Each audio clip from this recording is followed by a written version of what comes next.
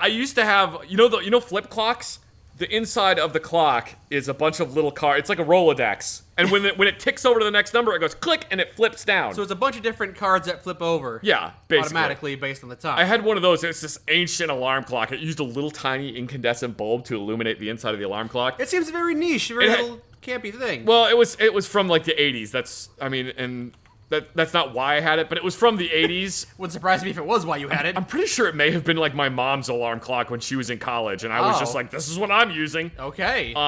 That would go off, and there was one morning that it went off. I can sleep through almost anything. Yes, you can. There was one morning where it went off, and I grabbed it and just threw it across the room. And it shattered into a million cards. No, it continued working, because that thing was damn near indestructible. There was another morning where I woke up. I was late for whatever it was. Mm-hmm. I couldn't figure out why my alarm hadn't gone off. I also couldn't figure out where my alarm clock was. Had no idea where my alarm clock had gone. Mm-hmm. Went into the closet to get a shirt. Opened the closet door, and at the bottom of the closet was a mess of screws and parts. A big bundle of blanket. I had taken the alarm clock, unplugged it from the wall, wrapped it in a blanket, and thrown it into the closet while I was asleep. You were so tired, you don't even remember. Did I ever tell you about about me sleeping through a mortar attack? You were mortared quite a few times. I don't remember you sleeping through one. We got mortared multiple times, and one of the things that our unit started doing was when we started getting mortared at nighttime, because we were in a barracks, a long building, rooms on one side, rooms on the other side, one big hallway that goes all the way down there, and then it stairs upwards to a second floor, which was more of the same. Mm-hmm. So when we started getting mortared, they got everybody to come out of their rooms into the hallway so they could get accountability of who all was there, which I thought was a really fucking stupid idea. Well, you mean because we're all now in one long corridor? Because now we're all in one long corridor, and if a mortar comes straight through the roof, it's going through the roof, down, and it's going to detonate in the hallway and just send shrapnel ricocheting down this hallway made of cinder blocks. Well, how else would you have gotten accountability? Go open the door to their room and check to see if they're there. I guess. Maybe everyone stands in the doorway and reports that everyone is there. I don't know. There's definitely a better way to do it. Other than, cluster up, boys, they can't hit all of us at once. Unless they use a single mortar, yep. Anyway, I got real tired of doing that. One, because I would just straight up sleep through mortar attacks. And two, I was like, this is stupid, we're all gonna die. If I'm gonna die, I'm not gonna die tired. Yeah, exactly. Well, also, what if we're getting mortared and I'm asleep? Why are you waking me up so that I can die awake? What do you want me to do about it? Yeah, I'll go shoot down the mortar. Yeah, let me die in my sleep, jackass. Anyway, do you remember like the early invasion of Iraq when... That wasn't there. Do you remember the whole big deal with up-armored Humvees? It sounds very familiar to me. When we first invaded Iraq, we went into Iraq with the most inadequate shit. I do seem to remember. There's something about body armor, too. The body armor was all woodland camo. Most of the uniforms were woodland camo initially. So we're in the middle of a desert wearing woodland camo with, like, green M81 woodland camo vests. Mm-hmm. Which, I mean, I love woodland camo. Don't get me wrong. M81 woodland is amazing. It's like my favorite. It's one of my favorite camo patterns of all time. But it's not suitable for a fucking desert. Right. The other thing was, we went in there with Humvees that literally had, like, the nylon door. It was just a metal frame with a nylon door and a plastic window that folded down. Yeah. And then we got the fiberglass doors. Ah, yes. So there was a big deal about, like, these soldiers are in Iraq with doors that this Humvee literally has zero armor on it. Mm. Like, if you threw a baseball hard enough, you probably could get it to go through the... Oh my god, what is his name? What is the fucking baseball player's name that Babe Ruth? No, that obliterated a bird with his pitching. I'm sure that's not what he wants to be known for. He was pitched real fast. Anyway, if that dude pitched a baseball at the side of one of these Humvee doors, I'm sure he could get the baseball, just go book and punch a hole clean through the door. Just throw the baseball through the door, huh? The dude had like a 100-mile-an-hour fastball. It's like he could do it. Anyway, so they started just making doors out of sheet metal, which sucks. It's like, that's not gonna stop an EFP, but it's better than nothing, I guess. I guess. Oh, sorry. EFP is an explosively formed projectile. So we were slapping metal on Humvees, just any kind of metal, dude. Yeah, basically. Sheets of metal. During the early global war on terror in Operation Iraqi Freedom, they were just slapping whatever they could find on the side of Humvees. Just anything. Like, legitimately, soldiers were piling sandbags in the bottom of the Humvee to absorb something. Okay. Hopefully it'll absorb some shrapnel. Wow. Because these early Humvees, during the early global war on terror, you could straight up take out a Humvee with a single hand grenade. Wow, that's pretty pathetic. It's pretty terrible. Do you think they were designed that way because they weren't expecting to use them in that kind of combat? No, because all the Humvees that the military was using, we had been using since like the 1980s. It's not a frontline combat vehicle. It's not an armored personnel carrier. You're just using this thing, this Jeep, as like basically just a utility truck. I see. You're just transporting stuff from A to B. And A to B usually does not include a front line anywhere. Also, by not putting a bunch of armor on it, it's slightly faster, so hopefully if you do encounter any enemies, you can kind of just go, ah, and drive away really quickly. Also, you probably should have a dude on the back with a 50, and then he could like shoot at him, so whatever. That doesn't really work when you're in a urban environment and you're fighting asymmetric warfare, i.e. a bunch of insurgents who are planting fuck-off landmines on the side of the road. Yeah, it seems like the Humvees were designed for conventional warfare, not to combat insurgencies or partisan participants. Yeah, exactly. They were designed for conventional warfare, and they weren't ever supposed to be frontline vehicles. My initial thought was, how did we not learn anything from Operation Desert Storm in the 90s? But at the same time, that was more of a conventional war too, wasn't it? That was more of a conventional war against a very underpowered enemy. You didn't have Humvees doing frontline combat. Maybe you had some Humvees doing scout duty? Anyway, one of the things that they did when they were up-armoring vehicles is they ordered these huge, like, these massive blankets made of Kevlar. It's just like 100 layers of Kevlar. It's a lot. These blankets are like maybe an inch thick. Wow, it's a lot. It's a lot of Kevlar. And they would take those and they would use like tin snips to cut them up and fit them and put them in the bottom of a Humvee so that, again, it could absorb some shrapnel. Right. The Humvee might still be wrecked, but hopefully the soldiers inside Yeah, are still alive. hopefully you don't get like a chunk of shrapnel the size of your fist coming through the bottom of the Humvee and going up your asshole. A molten copper enema is not exactly the most fun thing. I wouldn't imagine so. Yeah. So there were a bunch of these extra Kevlar blankets that were left over sitting in the motor pool, just stacks of them. And I was sick of constantly being woken up in the middle of the night, because there was a period for about a good 2 months that we would get mortared anywhere from 2 to 4 times a day, every single day. And then it would go like 2 days where we wouldn't get mortared, and chain of command would be like, okay, if we don't get mortared today, this is the 3rd day. If we don't get mortared today, you don't have to wear your flak vest and Kevlar every time you go outside. Okay, seems weird. Well, because we had to wear it every time we went outside because we could get mortared at any point. You probably still will after 3 days of not being mortared, though. Well, because one of the things that we got really good at was triangulating exactly where the mortar came from within seconds of it being fired. We had like really good firefinder systems that could calculate it within seconds of being fired. And I'm just now remembering another side tangent. We had these firefinder systems that are these big panels. They're like big radar panels that they put on top of buildings. Somebody got a little remote-controlled helicopter, and they thought it would be funny to fly one of those around. So they were flying it around in front of the firefinder system, and the firefinder system thought it was an incoming mortar, so it just starts going, bam, bam, bam, incoming, incoming, incoming, bam, bam, bam. It's so like everyone's running, and this dude with the helicopter's like, oh, fuck, and just drops it and runs away. Anyway. Yeah, and you got pinned for that? I don't know if they actually figured out who did it, but they were basically just like, no more flying helicopters outside here. It's just like... Makes sense. Anyway, so we got real good at pinpointing where incoming fire was coming from. So you would attack the location where the fire came from, and you would assume... Yes, well, we would either send a QRF, which is a quick reaction force. We would either send a QRF out to where the mortar site was if it was close enough to try to stop them, or we would just do counter battery fire and fire mortars back at them. The insurgents very quickly figured out that's what we were doing. One of the things they did is they would take mortars. They would take a mortar. So do you know how a mortar works? You basically launch it from a tube. Yeah, you basically have a tube on the ground. You hold the mortar over the top of it. You let go of it. It slides down the tube, hits the firing pin, and launches the mortar out.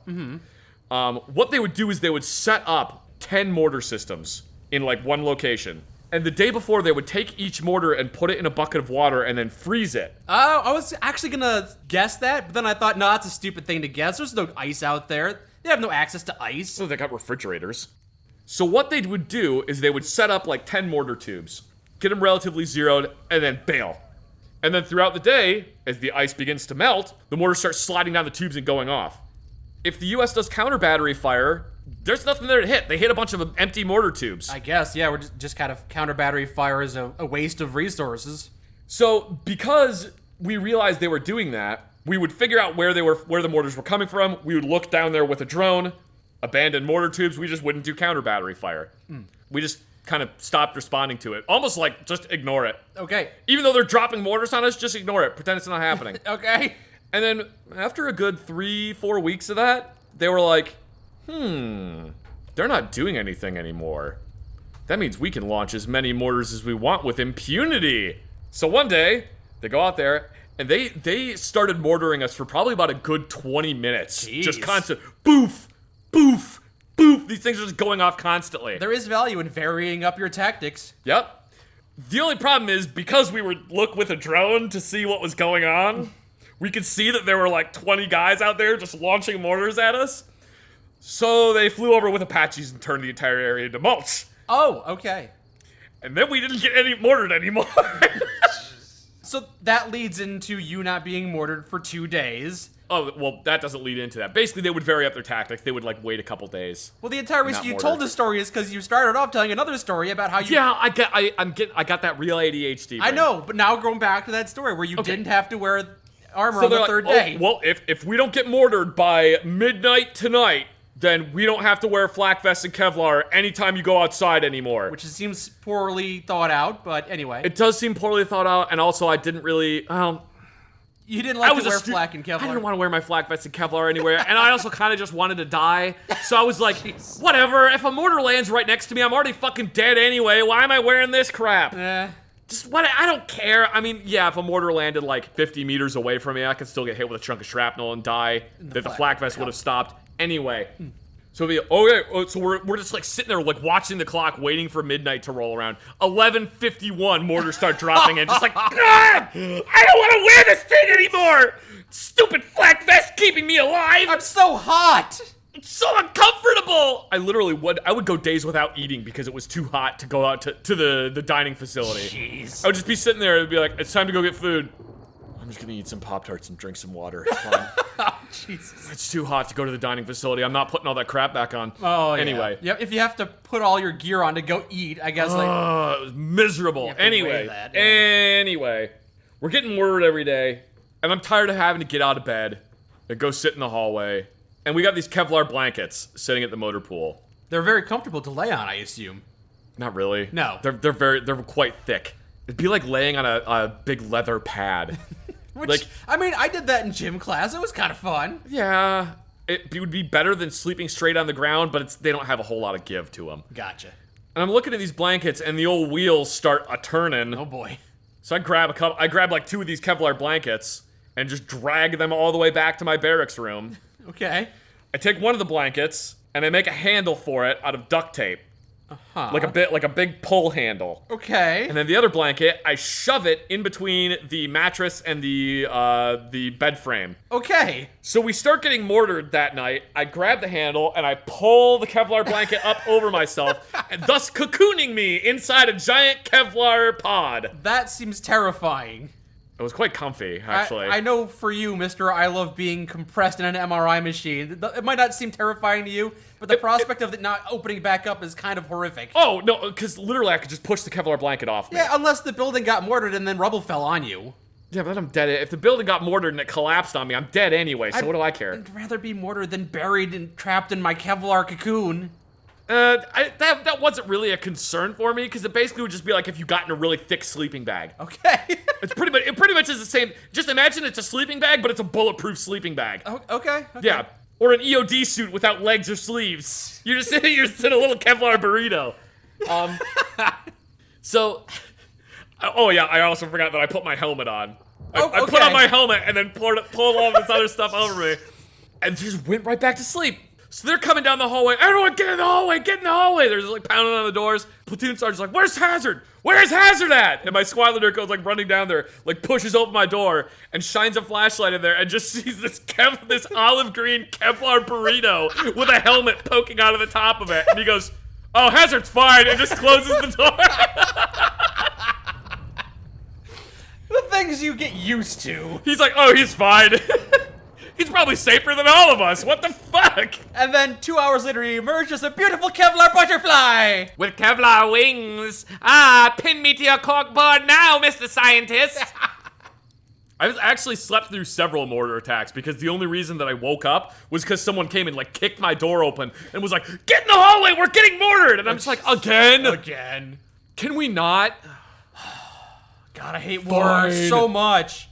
War sucks. When they said war is hell, I didn't know they meant I wouldn't be able to sleep. That's one of the reasons that I sleep so much. Well, Gulf War syndrome is the other one, but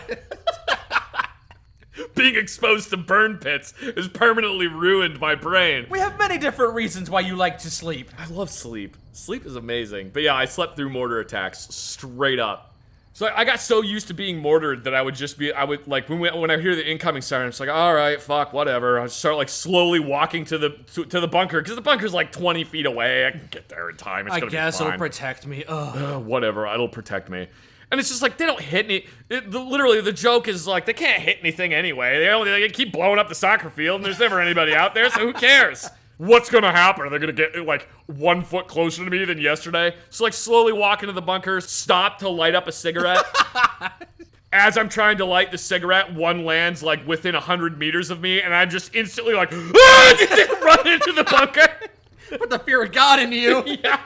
It's just like that happens to so many people too. It's just you get so complacent about just like whatever, nobody cares about mortars until a mortar lands within 100 meters of you and you just like scream like a little girl and dive to the nearest bunker. Yeah. War is mundane until it's not. It really is. It's real goofy. I don't think I ever saw the unarmored Humvees. By the time I had joined a few years later, everything was armored. Oh yeah.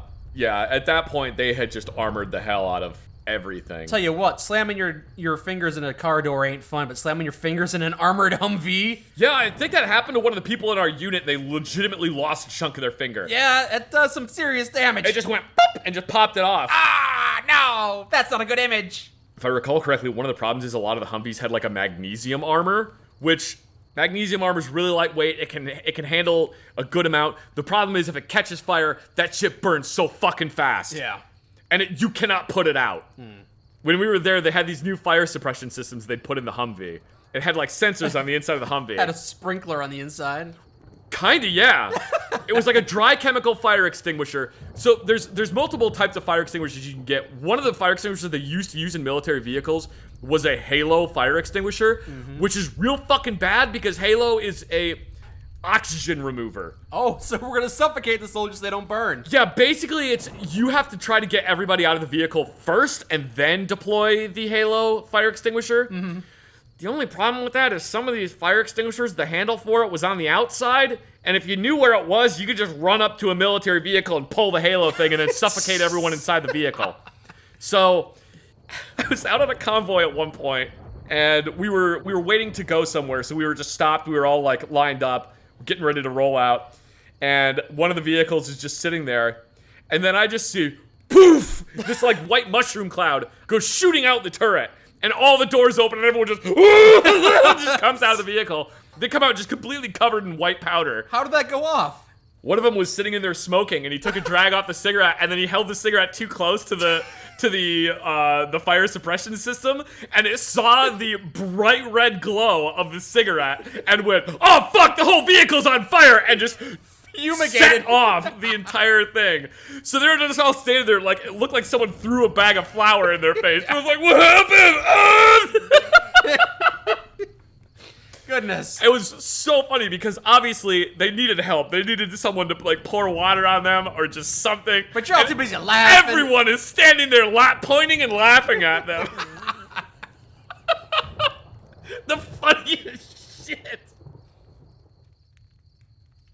We got an armored personnel carrier into our motor pool at one point because apparently there weren't any tracked vehicle repairmen nearby. And you were working on it because it's a small gun? No, I was working on it because I didn't have anything else to do. And it was a little tank, and I thought it would be fun. Okay. I know it's not actually a tank. Oh my god, a 113 isn't a tank. Whatever. It has tracks. I was like, oh my god, it's a tank. An APC is a tank, as far as I care. It isn't really, but whatever. Anyway, we got this 113 in. And it needed just some various things done to it. It needed like the transmission serviced and It needed like the handle repaired on the door on the back of it. Some other stuff fixed. Because basically what they were doing is they were using it as a gate guard vehicle. There's the gate that you would normally drive through. Right. And what they would do is they would park the little armored personnel carrier sideways in front of the gate. In case anyone tried to ram through the gate? Yeah, basically in case someone tried to ram through the gate, because now you have to get through an entire armored vehicle. So yeah, they like needed some various things fixed on it. So I found the manual for it and started helping to try to replace stuff. And I got to drive it around a bunch, which... You know how normally on like an automatic transmission, when you grab the little handle, it says like PRND1. This one, it was like PRP D D2 L Q Japanese sign for fire? The second P is probably R, but like the leg is shaved off or something. Well, no, it wasn't shaved off, but I do specifically remember that there was one that said P that was not park. And the reason I know it wasn't park is because I got in the tank to move it.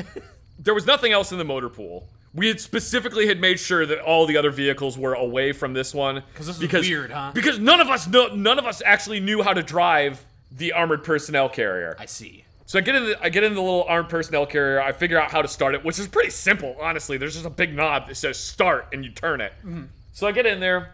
What's P do? Put it in P, press the gas pedal, and it goes, wow, and does a 180. It turns around? It just starts spinning in place. Turns out P stands for pivot. Pivot! Oh, okay. Yeah, P is pivot, not park. I'm glad that's not confusing at all. No, not at all confusing. Anyway, yeah, I figured out how to drive it. It was really cool. I had so much fun driving that little armored personnel carrier around. Once you figured out how it worked. Yeah. P for pivot, R for pivot, run people over, D for don't move. Yeah, that all makes sense. Do you know what tankers call infantry? Crunchies. Yeah, crunchies. Okay, yeah. But yeah, I had man, that thing was so much fun to drive around. You didn't tell me you drove a tank and an APC. Well, it is an APC. You said you also drove a tank. That's what I. Oh, yeah, no, I drove. You're having some trouble remembering all the things you've driven. I had that brain problem again. Yes, I have driven an M1 Abrams, and I have driven a armored personnel carrier. Okay. The M1 Abrams, it wasn't for very long. It was for like, I don't know, maybe a minute. You were parking it. Yeah, basically. I still have that image somewhat. I still have that picture somewhere of me driving sitting in the armored personnel carrier, trying not to grin like an idiot. Should have took a selfie of yourself in an APC. No, somebody else took a picture of me. All right. But yeah, it's just a photo of me in an APC, trying not to grin like an idiot because I'm super happy. I'm even wearing like the combat vehicle crewman helmet. I got like that whole thing on with like the headphones. I'm like, yay, this is fun. Well, I'm glad every experience you had was fun over there.